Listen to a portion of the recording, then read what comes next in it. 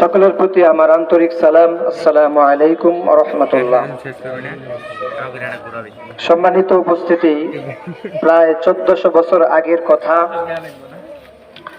আরব উপদ্বীপে যখন চরম উশৃঙ্খলতা ও পাপাচার বিরাজমান, গোত্রে গোত্রে চলছে আভিজাত্য ও বংশ মর্যাদার লড়াই।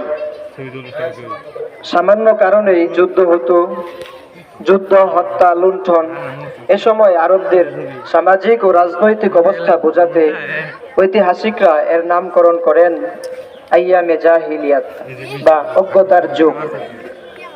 আরব সমাজ যখন অন্যায়, অপরাধ ও পাপাচারে লিপ্ত, ঠিক সেই সময় এমন এক ব্যক্তির আবির্ভাব হয়, যিনি পরবর্তীতে শুধু আরবেই নয়, সারা বিশ্বে শান্তি প্রতিষ্ঠায় এক অনন্য নজির প্রতিষ্ঠা করেছেন।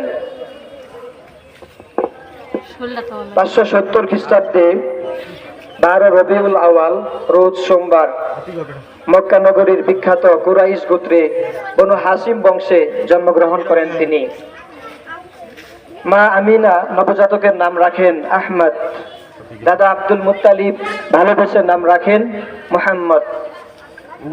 আরব রীতি অনুযায়ী মরুভূমির মুক্ত আবহাওয়ায় বেড়ে ওঠার মাধ্যমে ও সুঠাম দেহ গঠনের জন্য শিশু মুহাম্মদকে রাখা হয় দাত্রী হালিমার কাছে। নির্দিষ্ট সময়ে ফিরিয়ে দেওয়া হয় তার মার কাছে। 6 বছর পূর্ণ হওয়া পর্যন্ত তিনি তার মায়ের কাছে থাকেন। জন্মের পূর্বে পিতা আব্দুল্লাহ আর 6 বছর বয়সে মা আমিনাকে হারিয়ে শিশু মুহাম্মদ বড় হতে থাকেন তার দাদা তত্ত্বাবধানে। তার বয়স যখন 8 বছর, তখন তার দাদাও মৃত্যুবরণ করেন। দাদার পর চাচা আবু তালিব দায়িত্ব নেন বাতুস পুত্র মুহাম্মদের। শৈশব থেকে তিনি ছিলেন কোমল স্বভাবের এবং উত্তম চরিত্রের। সদাচরণ ও সত্যবাদিতার কারণেই তাকে ডাকা হতো আল আমিন বা বিশ্বাসী। আরবদের মাঝে বিদ্যমান অন্যায়, অনাচার ও খেয়ানত, দ্রবণতা এবং প্রতিশোধ স্পৃহা তাকে ভীষণভাবে নাড়া দিত।